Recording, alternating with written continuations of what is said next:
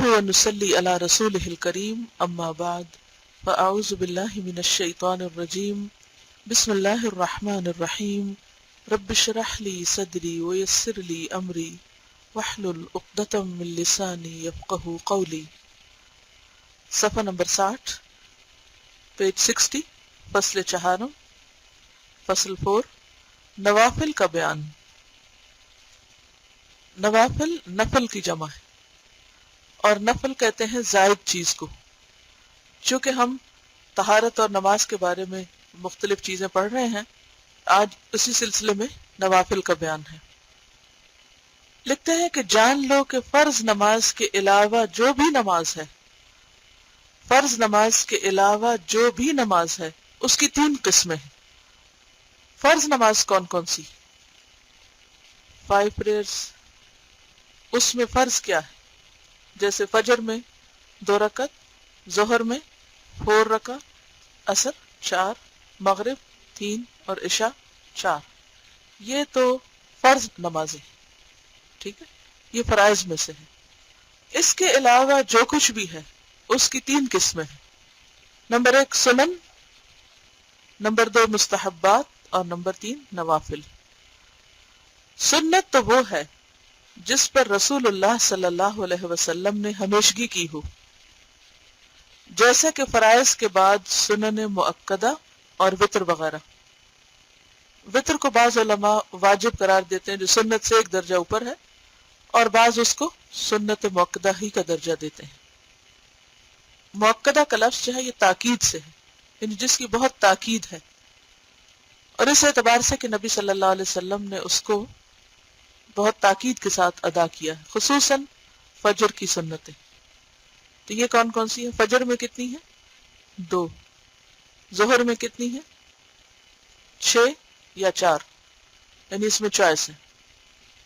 عصر نہیں، مغرب 2، عشاء 2، اور اگر وتر کو سنت موقدہ میں لایا جائے تو پھر وتر بھی شامل ہو جاتے ہیں، اور اس کی تعداد مختلف ہے.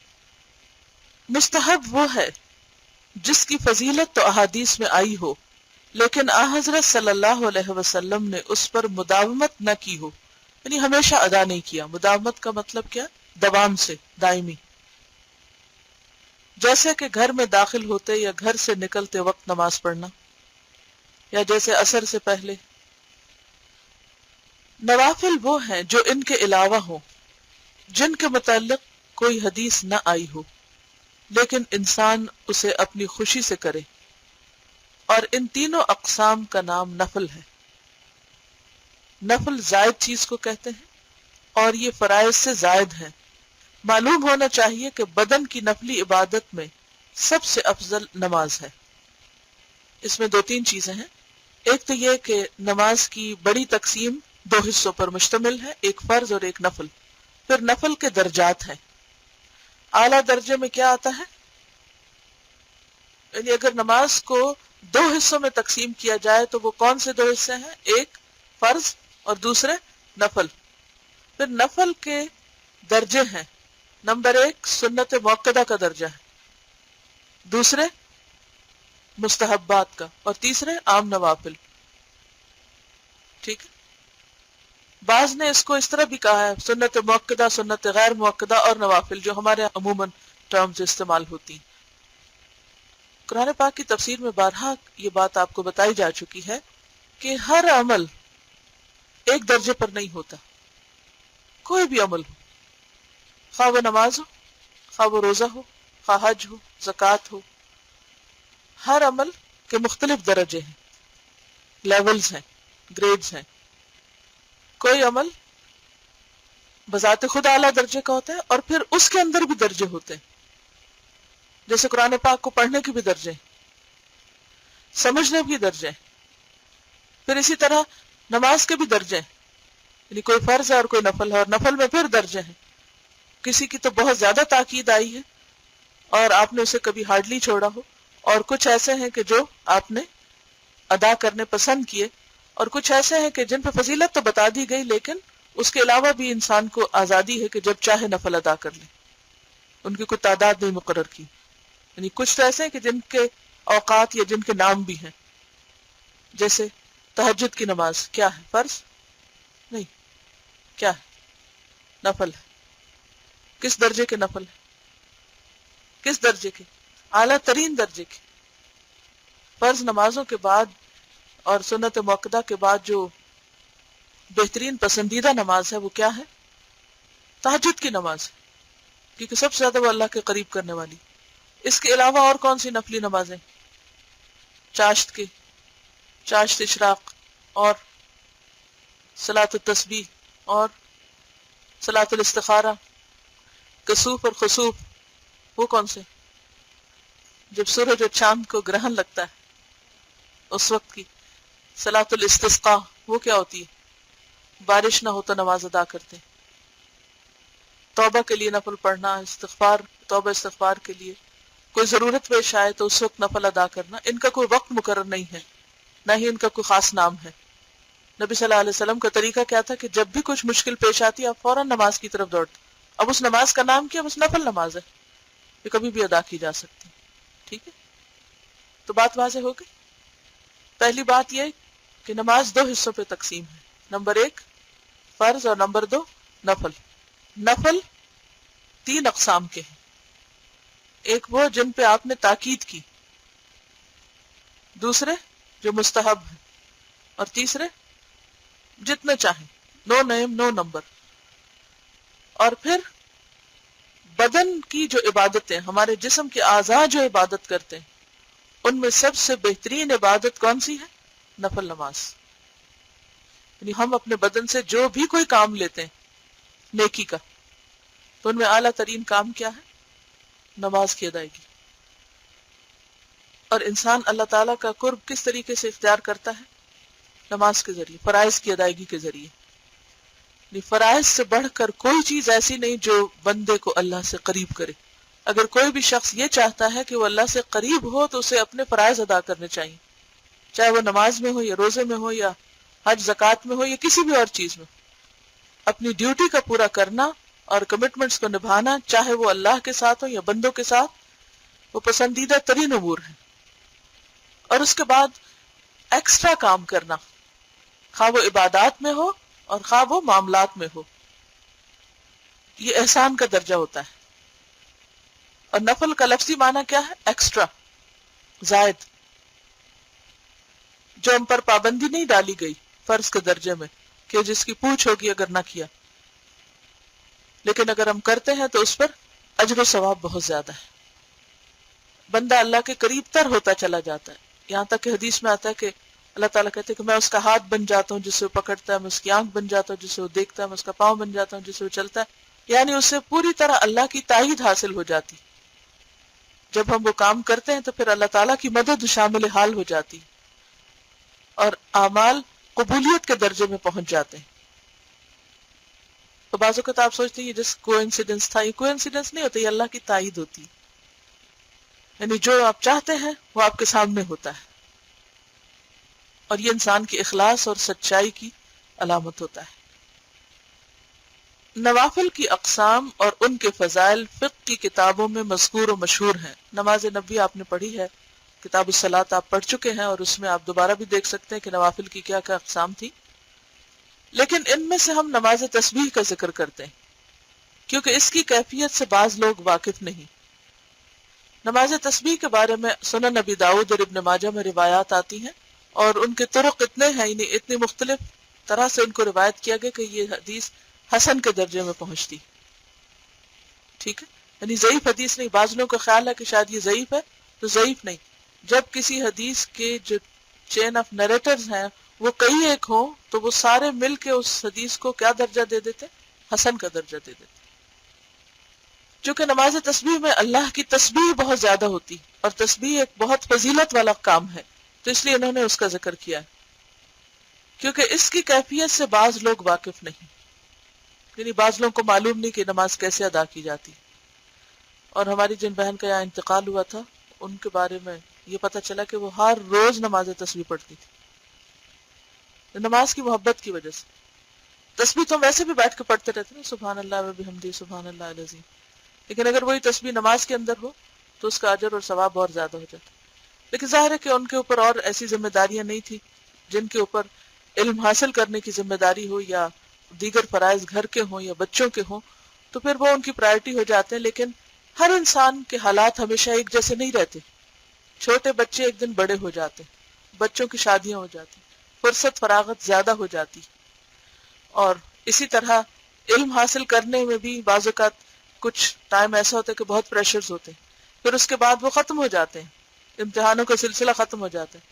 لوگ چھٹیاں منانے کی فکر کرتے لیکن اس میں کبھی کسی نے یہ پلان نہیں کیا کہ ہم ذرا عبادت بھی تھوڑی اور بڑھا لیں، ان دنوں کچھ نفلی روزے رکھ لیں یا نفلی نمازیں ادا کر لیں. اور سب کچھ پلان کیا جاتا ہے کہ گھر کی صفائی کرنی ہے یا سیر و تفریح کے لیے جانا ہے اور بہت سے کام کرنے ہیں، لیکن عبادت کی طرف دھیان کم آتا ہے. تو جب بھی آئندہ آپ کو فراغت ملے تو اسلام میں فراغت کا کانسیپٹ کیا ہے؟ قرآن مجید میں آتا ہے فَإِذَا فَرَغْتَ فَانْصَبْ وَإِلَىٰ رَبِّكَ فَارْغَب. فَإِذَا فَرَغْتَ جب تم فارغ ہو جاؤ، فَانْصَبْ تو اپنے آپ کو تھکاؤ. کس چیز میں تھکاؤ؟ اللہ کی عبادت میں. وَإِلَىٰ رَبِّكَ فَارْغَب اور اپنے رب کی طرف خوب رغبت کرو. بعض اوقات ہم یہ کہتے ہیں او اچھا اب تو ہم سفر پر ہیں، اور سفر میں تو اللہ نے فرض نماز بھی آدھی کر دی ہے تو نفل کس لیے پڑھنے. لیکن یہ حدیث بھول جاتے ہیں کہ نبی صلی اللہ علیہ وسلم سفر میں اپنی سواری پر بھی نوافل پڑھتے رہتے تھے. اور سفر میں سواری پر نماز کی طریقہ کیا ہے کہ اس وقت آپ نیت باندھ لیں جب سواری کا رخ جو ہے وہ قبلے کی طرف، اور اس کے بعد وہ جدھر بھی گھومتی چلی جائے آپ اس میں نوافل اپنے پڑھ سکتے ہیں. تو اگر زیادہ نہیں تو کم از کم 2-4 تو پڑھ ہی لیں. تو جو لوگ دور سے آتے ہیں مثلا ڈرائیو کر کے، تو جو ڈرائیو کر رہے ہیں وہ تو سب کا ہی اجر کما رہے ہیں، سب کو لے جانے لانے کا. لیکن جو نہیں کر رہے، ہاتھ پہ ہاتھ رکھ کے بیٹھے ہوئے ہیں، وہ تسبیح کریں. اور تسبیح کرنے کے علاوہ یہ ہے کہ وہ سواری پر نفل ادا کرتے جائیں، اور یہ نبی صلی اللہ علیہ وسلم کی سنت بھی ہے. تو نماز تسبیح کا طریقہ انہوں نے یہاں لکھا ہے. اکرمہ نے حضرت ابن عباس رضی اللہ عنہ سے روایت کیا ہے کہ رسول اللہ صلی اللہ علیہ وسلم نے حضرت عباس سے فرمایا، اے چچا، کیا میں آپ کو عطیہ نہ دوں، تحفہ نہ دوں؟ کیا میں آپ کو کچھ تعلیم نہ دوں؟ تو اس سے کیا پتہ چلتا ہے کہ تعلیم بھی تحفہ ہے. کسی کو کوئی اچھی بات سکھانا، اس کو بعض جگہ صدقہ کہا گیا ہے اور بعض جگہ تحفہ کہا گیا ہے. ہمارے ہاں تحفے کا لفظ ذہن میں آتے ہی کیا آتا ہے؟ مٹیریلسٹک اپروچ ہوتی ہے، اور کوئی چیز آتی ہے کہ کوئی کتاب ہوگی یا کوئی کپڑا ہوگا یا کوئی بھی چیز ہوگی. لیکن نبی صلی اللہ علیہ وسلم نے علم کو مہر کی حیثیت سے بھی دلوایا ہے کہ ایک شخص نے چاہا کہ شادی کرے اور اس کے پاس بیوی کو دینے کے لیے کوئی روپیہ پیسہ نہیں تھا، مہر نہیں تھا. تو آپ نے اس سے پوچھا کہ کیا تمہیں قرآن مجید کا کچھ حصہ یاد ہے؟ تو اس نے کہا جی ہاں. تو آپ نے پوچھا کون کون سی صورتیں؟ تو اس نے صورتوں کے نام بتایا. تو آپ نے فرمایا کیا تم اس پر راضی ہو کہ شادی کے بعد ان صورتوں کو اپنی بیوی کو سکھاؤ گی؟ اس نے کہا ہاں. تو آپ نے فرمایا کہ میں پھر یہ تعلیم دینا تمہارا مہر قرار دیتا ہوں. اور اس عورت نے کہا کہ میں اس پہ راضی ہوں. تو علم کا دینا جو ہے وہ صدقہ بھی ہے، وہ تحفہ بھی ہے، اور وہ ایک بہت بڑا عطیہ ہے، بخشش. اور راوی نے حدیث ذکر کی یہاں تک کہ فرمایا آپ 4 رکعت نماز پڑھیں. یعنی طریقہ کیا ہے؟ ہر رکعت میں سورۃ فاتحہ اور کوئی اور سورت پڑھیں. جب پہلی رکعت میں قرات سے فارغ ہو جائیں تو قیام کی حالت ہی میں 15 مرتبہ یہ تسبیح پڑھیں، سبحان اللہ والحمد للہ ولا الہ الا اللہ واللہ اکبر 15 ٹائمز. اب 15 ٹائمز کے لیے آپ کو یوں گننے کی اجازت نہیں، انگلیوں پر یوں. زیادہ آپ کیا کر سکتے ہیں، مثلا آپ نے ہاتھ رکھا ہوا ہے تو ایک کو گننے کے لیے ایک انگلی کو پریس کر دیں، دوسری کو دوسری، تیسری چوتھی، پانچویں، جو پڑھتے جائیں دونوں ہاتھوں سے. اور جب 2 ہاتھ ہو جائیں تو پہلے پہ پھر آ جائیں، تو اس سے کبھی بھی نہیں بھولیں گے آپ. بعض لوگ پڑھتے ہیں تسبیح تو پھر ان کو خلل ہو جاتا ہے، یا بعض پھر ہاتھوں پہ زیادہ اشارہ کرنے لگتے ہیں. تو نماز میں زیادہ حرکت نہیں کرنی چاہیے، بس یہ کہ انگلیاں پریس کر کے نمبر اپنا کاؤنٹ یاد رکھیں. پھر رکوع کریں اور رکوع میں یہی تسبیح 10 مرتبہ پڑھیں. پھر رکوع سے سر اٹھائیں تو 10 مرتبہ پڑھیں. پھر سجدے میں جائیں تو 10 مرتبہ پڑھیں. پھر سجدے سے سر اٹھائیں تو 10 مرتبہ پڑھیں. پھر سجدے میں جائیں تو 10 مرتبہ پڑھیں. پھر سجدے سے سر اٹھائیں تو کھڑا ہونے سے پہلے 10 مرتبہ پڑھیں. یہ ایک رکعت میں 75 یعنی 75 تسبیحات ہوئی. اسی طرح 4 رکعات میں پڑھیں. اگر طاقت ہو تو یہ نماز ہر روز پڑھیں. یعنی آپ صلی اللہ علیہ وسلم نے اپنے چچا کو کیا کہا کہ اگر آپ پڑھ سکیں تو ہر روز پڑھیں، اگر نہ ہو سکے تو ہر جمعہ میں ایک بار پڑھ لیں. اگر یہ بھی نہ ہو سکے تو مہینے میں ایک بار پڑھیں، اگر یہ بھی نہ ہو سکے تو سال میں ایک مرتبہ، اور اگر یہ بھی نہ کر سکو تو عمر میں ایک دفعہ پڑھ لو۔ لیکن یہ نماز جس میں اللہ کی بہت زیادہ کثرت سے تسبیح بیان کی جاتی ہے، تو یہ کم از کم ہمیں بھی زندگی میں ایک بار پڑھ ہی لینی چاہیے۔ عموماً لوگ رمضان میں پڑھتے ہیں، لیکن ضروری نہیں کہ رمضان ہی کو اس کے لیے مختص کر لیں، جب بھی موقع ہو، کوئی بھی چھٹی آ رہی ہو آگے چند دنوں میں تو اس میں پڑھ لیں۔ اس میں آپ دیکھیے کہ نماز جو ہے یہ اگر آپ غور کریں تو لوگوں پر سب سے بھاری ہوتی ہے، سب سے مشکل عبادت ہونے لگتی ہے۔ لوگ روزے بھی رکھ لیتے ہیں، صدقہ خیرات بھی کر لیتے ہیں، دوسروں کو کھانا بھی کھلا دیتے ہیں، اور بھی نیکی کے کام کر لیتے ہیں، لیکن نماز بھاری ہوتی ہے ان پہ۔ کیوں؟ بچوں کو بھی نماز کی عادت ڈالنا جو ہے وہ سب سے مشکل کام ہوتا ہے، یہ نماز کے لیے اٹھانا یا نماز کی طرف لانا۔ اس کی بنیادی وجہ یہ ہے کہ شیطان جو ہمارا کھلا دشمن ہے، اس نے خود سجدے سے انکار کیا تھا، اور جب وہ ابن آدم کو سجدہ کرتے ہوئے دیکھتا ہے تو بہت زیادہ پریشان ہوتا ہے، کہتا ہے کہ میری ذلت اور رسوائی کہ میں نے جس چیز سے انکار کیا آدم نے اسی کو اختیار کر لیا۔ اس کے لیے بہت زیادہ جلنے کوڑنے کا مقام ہوتا ہے جب کوئی سجدہ کرتا ہے، اس سے زیادہ کوئی چیز اس کو بری نہیں لگتی۔ لہٰذا جب انسان نماز کا ارادہ ہی کرتا ہے تو وہ آ جاتا ہے، اور پہلے تو اٹھنے نہیں دیتا، سب سستی اور اس کو مشکل بنا کے پیش کرتا ہے۔ اسی لیے اللہ تعالیٰ فرماتے ہیں وَإِنَّهَا لَكَبِيرَةٌ، اور یقیناً وہ بھاری ہے، بڑی ہے، إِلَّا عَلَى الْخَاشِعِينَ، مگر خشوع اختیار کرنے والوں کے لیے، اللہ کے آگے دبنے اور عاجزی کرنے والوں کے لیے وہ بھاری نہیں ہے، ان کے لیے اللہ کے آگے جھکنا کچھ مشکل نہیں ہوتا۔ اور اگر دیکھا جائے تو کتنے منٹ لگتے ہیں 2 رکعت پڑھنے میں، 4 رکعت پڑھنے میں، اتنی دیر میں بعض اوقات لوگ بیٹھے سوچتے رہیں گے، اٹھیں گے نہیں، اور اگر اٹھ جائیں، صرف اٹھ ہی جائیں، تو آپ دیکھیں گے اتنی دیر میں نماز بھی ادا ہو جائے۔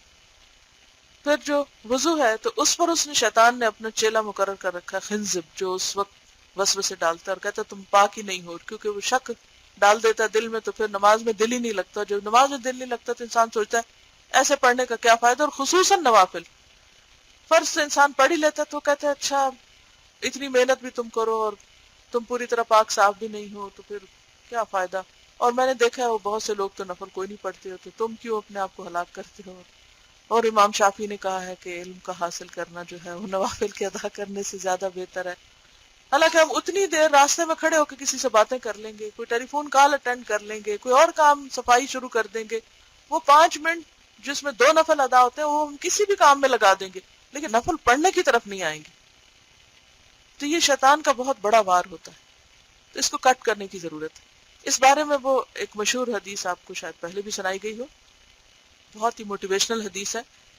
حضرت ابو ہریرہ کہتے ہیں کہ ایک قبیلے کے 2 لوگ ایک ہی دن مسلمان ہوئے اور دونوں جہاد میں چلے گئے۔ ان میں سے ایک شہید ہو گیا، دوسرا 1 سال کے بعد فوت ہوا۔ تو حضرت طلحہ نے دیکھا کہ جو شخص سال بعد فوت ہوا ہے، شہید نہیں ہوا، وہ جنت میں شہید سے پہلے داخل ہو رہا ہے۔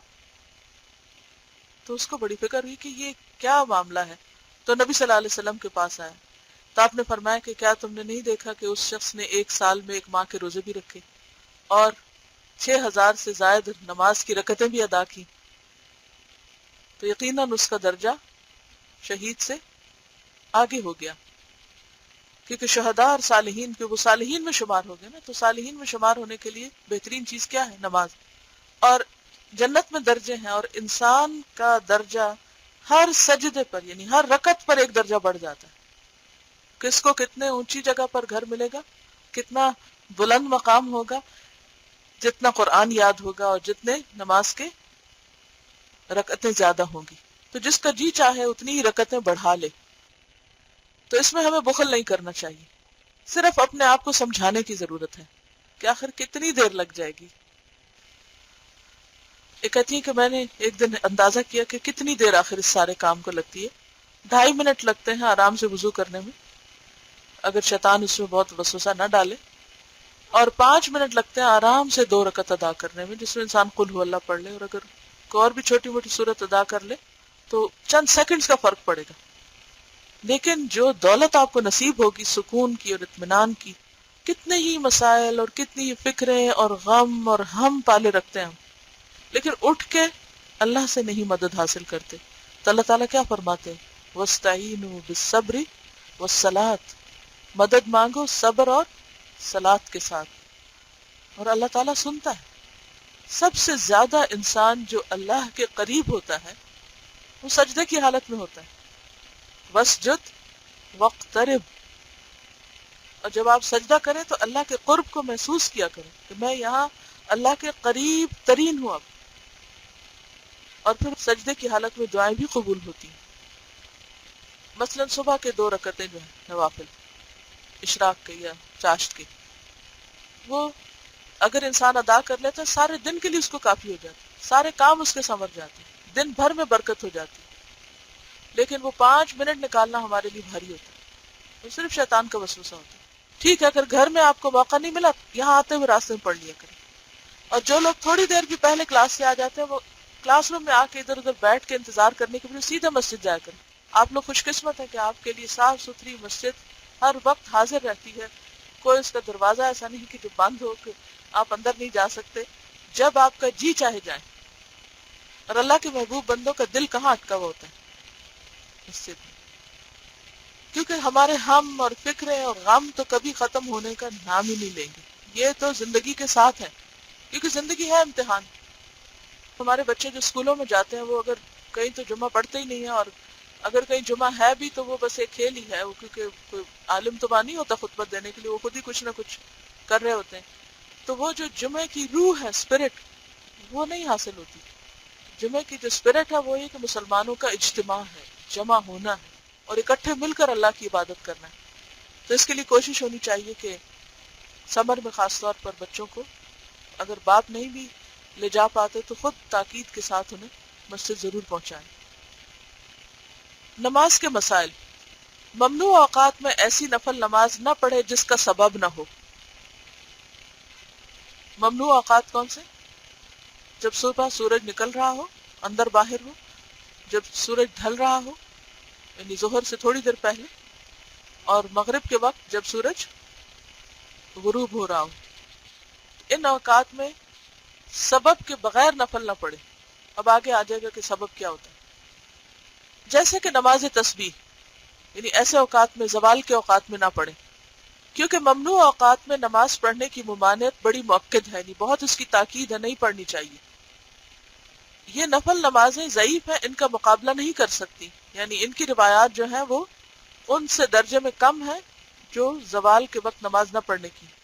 ہاں، جن کا کوئی سبب ہو، جیسے تحیت المسجد اور سورج یا چاند گرہن کی نماز اور استسقاء کی نماز وغیرہ، تو ان کے متعلق دونوں قسم کی روایات ہیں کہ زوال کے وقت نہیں بھی پڑھی گئی اور زوال کے اوقات میں بھی پڑھی گئی۔ مثلا آپ عمرے کے لیے جاتے ہیں، مسجد حرام میں داخل ہوتے ہیں، وہ اوقات ایسے ہوتے ہیں کہ جب آپ کسی بھی وقت داخل ہوتے ہیں، تو چونکہ عموماً تو ہمارے یہاں خواتین مسجد نہیں جاتی، جسے میں نے دیکھا کہ بعض اوقات لوگ جاتے ہیں وہاں اور نماز ادا نہیں کرتے، جا کے ویسے ہی بیٹھ جاتے ہیں۔ تو مسجد کا حق کیا ہے کہ جب انسان داخل ہو تو پھر نہ بیٹھے اس وقت تک جب تک کہ مسجد کے 2 نفل ادا نہ کرے، خواہ وہ زوال کا وقت ہو۔ اسی لیے آپ نے دیکھا ہوگا کہ مسجد حرام میں ہر وقت نمازیں ادا ہو رہی ہوتی ہیں اور وہ لوگ مسجد کے نفل عموماً پڑھتے ہیں۔ معلوم ہونا چاہیے کہ تینوں اوقات میں نماز پڑھنے کی جو ممانعت ہے اس میں 3 راز ہیں، یعنی ان 3 اوقات میں کیوں نہ نماز پڑھی جائے۔ پہلا یہ کہ سورج کے پجاریوں کی مشابہت نہ ہو۔ جو لوگ سورج پرست ہوتے ہیں، سورج کی پوجا کرتے ہیں، عبادت کرتے ہیں، ورشپ کرتے ہیں، وہ ان 3 اوقات میں جب سورج نکل رہا ہوتا ہے، ڈھل رہا ہوتا ہے، زوال کا وقت ہوتا ہے یا پھر غروب ہو رہا ہوتا ہے، اس وقت اس کو پوجتے ہیں، تو ہمیں اس وقت عبادت سے منع کر دیا گیا۔ دوسرا یہ کہ شیطان کے کنارے سر کو سجدہ کرنے سے بچ جائے، کہ سورج چڑھتا ہے تو اس کے ساتھ شیطان کا سینگ کنارے سر ہوتا ہے، ایسے ہی بتایا گیا ہے، اب اس کی حقیقت کیا ہے اللہ ہی کو پتہ ہے۔ پھر جب سورج بلند ہوتا ہے تو الگ ہو جاتا ہے، یعنی سورج نکلتا ہے تو شیطان ساتھ ساتھ اس کے ایک طرح سے چڑھ رہا ہوتا ہے، طلوع ہو رہا ہوتا ہے، لیکن جب دوپہر کو ٹھہرتا ہے تو اس سے آ ملتا ہے، اور جب ڈھلتا ہے تو الگ ہو جاتا ہے، پھر جب غروب ہونے کے لیے جھکتا ہے تو آ ملتا ہے، یعنی شیطان ساتھ ساتھ ہوتا ہے۔ سورج جو شیطان کے 2 سینگوں کے درمیان نکلتا ہے تو اس کی کوئی حقیقت ہوگی، تو ان اوقات میں پھر نماز ادا نہیں کرنی چاہیے۔ تیسرا یہ کہ آخرت کی راہ پر چلنے والے عبادت پر ہمیشگی کرتے یعنی ہمیشہ عبادت کرتے، اور ایک ہی طریقے پر ہمیشگی کرنا انسان کو اکتا دیتا ہے۔ کیا مطلب اس کا، کیا سمجھ آئے؟ جو آخرت کی راہ پہ چلتے ہیں، منہاج القاصدین، منہاج القاصدین کیا ہے اصل میں؟ آخرت کی راہ ہے نا۔ منہاج کا مطلب ہوتا ہے راستہ، اور قاصدین جو چلنے والے ہیں اس پر، اس کا ارادہ کرنے والے، تو وہ کس راہ پہ چل رہے ہیں؟ آخرت کی راہ پہ۔ آج ابھی آنے سے پہلے میں ایک حدیث پڑھ رہی تھی، نبی صلی اللہ علیہ وسلم کے پاس جبریل علیہ السلام آئے اور کہا کہ اے اللہ کے رسول صلی اللہ علیہ وسلم، آپ جتنا بھی زندہ رہ لیں ایک دن مرنا ہے، اور آپ کسی سے جتنی بھی محبت کر لیں ایک دن اس سے جدا ہونا ہے۔ یہ دنیا کا کیا ہے؟ دستور ہے۔ تو گویا ہم میں سے ہر ایک کو آخرت کے راستے پہ جانا ہے، اور چل رہے ہیں ہم ہر روز صبح کرتے ہیں نا تو آخرت ہی کی طرف چل رہے ہیں، لیکن ہم محسوس نہیں کرتے کہ ہر دن ہمیں موت سے قریب کر رہا ہے، ہر دن موت سے۔ کل اس وقت کی نسبت آج ہماری ٹرین آگے جا چکی ہے موت سے ملنے کے لیے، موت کھڑی انتظار کر رہی ہے، اور ہم ایک جیسے ٹرین پہ چڑھے بیٹھے، اور وہ چل رہی ہے، کسی ایک لمحے کے لیے بھی نہیں رکتی، ورنہ تو ٹرین رک جاتی ہے نا۔ کبھی ٹرین کا سفر کیا؟ تو ویسے تو ٹرین رکتی ہے نا، اسٹیشن آتے ہیں، لیکن یہ ٹرین نہیں رکتی، یہ چلے جا رہی ہے۔ ہر ایک کے لیے وہیں جا کے رکے گی جب اس کی زندگی کا اینڈ ہوگا، وہاں پھر اترنا پڑے گا، کوئی نہیں اندر بیٹھنے دے گا، قبر میں اتار دیں گے جا کے۔ تو ہم سب آخرت کی راہ پہ چل رہے ہیں۔ تو جو آخرت کی راہ پہ چلتا ہے وہ اس کی تیاری کرتا ہے، اور اس کے لیے عبادت سب سے بہترین تیاری ہے۔ تو یہ کہتے ہیں کہ وہ ہمیشہ عبادت میں مشغول رہتے ہیں، یعنی ان کا دھیان عبادت میں لگا رہتا ہے، اور ایک ہی طریقے پر ہمیشگی کرنا انسان کو اکتا دیتا ہے، یعنی انسان بور ہو جاتا ہے جب ایک ہی کام روز کرے۔ جیسے آپ روز پڑھتے ہیں تو تھک جاتے ہیں نا، پھر ویکنڈ پہ چھٹی کرتے ہیں 2 دن، تو پھر آتے ہیں تو پھر 5 دن اچھے گزرتے ہیں۔ تو یہ انسان کی فطرت ہے، اسی لیے اللہ تعالیٰ نے موسم بنائے کہ موسم تبدیل ہو جائے، اسی لیے دن اور رات بنائے۔ اگر سارا وقت دن رہتا، سارا وقت رات رہتی تو ہم اکتا جاتے۔ اسی لیے اللہ تعالیٰ نے ایک ہی فروٹ کے مختلف سائزز اور رنگ اور شکلیں بنائی، پھر ہر موسم کے پھل وغیرہ الگ بنائے۔ بنی اسرائیل نے کیا کہا تھا؟ لن نصبر علی طعام واحد، کیونکہ انسان کی نیچر میں کہ کوئی ایک کام وہ زیادہ دن تک کرے تو پھر اس سے تھک جاتا ہے، انسان کی فطرت میں، تو اس کو پھر بریک چاہیے ہوتی ہے۔ ٹھیک ہے، تو یہ کہتے ہیں کہ جب انسان ایک عبادت کرتا ہے اور وہ کرتا رہتا ہے تو پھر وہ تھک بھی جاتا ہے اس میں۔ اسی لیے حدیث میں آتا ہے نا کہ قرآن مجید پڑھتے رہو، جب اکتا جاؤ تو چھوڑ دو، اکتاہٹ کی حالت میں نہ پڑھو، کیونکہ یہ بھی اس کے ادب اور احترام کے خلاف ہے۔ پھر جب رکاوٹ واقع ہو جائے تو لذت زیادہ ہو جاتی، یعنی جب بریک آتی ہے تو پھر شوق بڑھ جاتا ہے دوبارہ، کیونکہ جس چیز سے نفس کو روکا جائے وہ اس کی خواہش کرتا ہے، یہ بھی ہیومن نیچر ہے۔ بچوں کو بھی آپ دیکھیں، جس چیز سے منع کریں گے وہ کام زیادہ کریں گے، تو اگنور کر دینا چاہیے، خود ہی باز آ جائیں گے، یہ بہت زیادہ نہ پیچھے پڑے کسی کے۔ کبھی آپ غور کریں، جب آپ نفل پڑھنے لگتے ہیں نا، جیسے رمضان آتا ہے، تراویح پڑھنے لگتے، پھر آپ کا دل چاہتا ہے چھوڑنے کو، پھر وہ ایسا مزہ آنے لگتا ہے کہ جو رات ہوتی ہے وہ دل چاہتا اب اور پڑھے، تو کہتے ہیں ہائے ختم ہو گئی۔ اسی طرح روزے رکھنے بڑے ڈر لگتا ہے نا، روزہ رکھنے سے کہ روزے آ رہے، لیکن جب رکھنے لگ جاتے تو پھر کیا کرتے؟ پھر کھانا برا لگتا ہے، نہیں؟ عید کے دن عجیب سا لگتا ہے، پھر عید کے بعد بھی عجیب مزہ نہیں آتا، تو انسان کیا کرتا ہے؟ پھر وہ اس کو کرنا چاہتا ہے۔ اچھا پھر کیا ہوتا ہے؟ جب وہ بہت زیادہ کرتا ہی جاتا ہے، پھر کیا ہوتا ہے؟ ایک وقت میں ریاکشن آتا ہے، پھر انسان تھک جاتا ہے۔ تو اللہ تعالیٰ نے رکاوٹ ڈالی ہے، اوکے پڑھتے رہو نفل، رات کے اٹھے ہوئے نفل پڑھو، فجر پڑھو، اور اب سورج نکلنے لگا اب نہیں پڑھو، روک دیا۔ اور آپ غور کریں، جو لوگ صبح کے وقت اس وقت بیٹھ کے کرتے ہیں نا کچھ عبادت وغیرہ، تو ان کو وہ رکاوٹ کا وقت بڑا بھاری لگتا ہے کہ اچھا یہ نہ منع کیا جاتا تو ہم ابھی نفل ہی پڑھ لیتے ساتھ ہی۔ اب اگر آپ اس وقت اٹھ جائیں، اٹھ کے کوئی اور کام کر لیں، پھر دوبارہ آ کے پڑھیں، تو وہ 2 نفل جو پڑھیں گے نا آپ ذرا گھوم پھر کے آ کے، اس کا مزہ کچھ اور ہوگا بنسبت اس کے کہ آپ ایک تسلسل میں پڑھیں۔ ممنوع اوقات میں انسان کو صرف نماز سے روکا گیا ہے، دوسری عبادات سے نہیں روکا گیا، مثلا قرات اور تسبیح، تاکہ عبادت گزار ایک حال سے دوسرے حال میں منتقل ہوتا رہے، جیسا کہ نماز میں بھی کئی قسم کے ارکان ہیں، قیام اور قعود اور رکوع اور سجود وغیرہ. یعنی نماز میں بھی کیا ہوتا ہے، کچھ نماز ہم کھڑے ہو کے پڑھتے ہیں، کچھ ہم بیٹھ کے پڑھتے ہیں، اور کچھ ہم رکوع کی حالت میں. اور ایک اور بھی روایت میں آتا ہے کہ ایک دفعہ مامون جو تھے ہارون کے بیٹے، وہ کچھ ریڈنگ کر رہے تھے، کبھی کھڑے ہو کے پڑھتے، پھر تھوڑی دیر میں بیٹھ جاتے، پھر لیٹتے، پھر کھڑے ہو کے. تو کسی نے پوچھا تو کہا کہ میں ایک حالت میں اکتا جاتا ہوں، تو میں اپنی حالت چینج کرتا ہوں. اچھا، حالت چینج کرنے سے فائدہ کیا ہوتا ہے؟ انسان کی کنسنٹریشن بڑھ جاتی ہے، اور جب آپ ایک ہی کام کرتے چل جاتے تو ایک وقت آتا ہے کہ آپ کی کنسنٹریشن پھر کم ہونے لگتی ہے. جی، سواری میں آپ چونکہ بیٹھ کے نماز پڑھتے ہیں تو رکوع اور سجود کی کیفیت میں بس اتنا فرق ہے کہ رکوع میں ذرا کم جھکیے اور سجدے میں تھوڑا سا اور جھکیے. کسی چیز کے اوپر جیسے پچھلی سیٹ پہ بیٹھے تو اگلی سیٹ پہ سر ٹکا کے سجدہ نہیں کیا جاتا، جھکانا ہی مقصود ہوتا ہے. ہاتھ قیام کے وقت بندھے رہیں اور رکوع کے وقت گھٹنوں پر ہی ہوں، اور اسی طرح سجود کے وقت بھی گھٹنوں پر ہی ہوں. اور اتحیات میں ذرا سے پیچھے کر، تھوڑا بہت آگے پیچھے کر لینا چاہیے، ہلا لینا چاہیے، ورنہ وہ کچھ وقت سینے پر ہوں گے اور کچھ وقت گھٹنوں پر ہوں گے. ٹھیک ہے. سبحانک اللہم و بحمدک، نشہد ان لا الہ الا انت، نستغفرک و نتوب الیک. السلام علیکم و رحمۃ اللہ وبرکاتہ.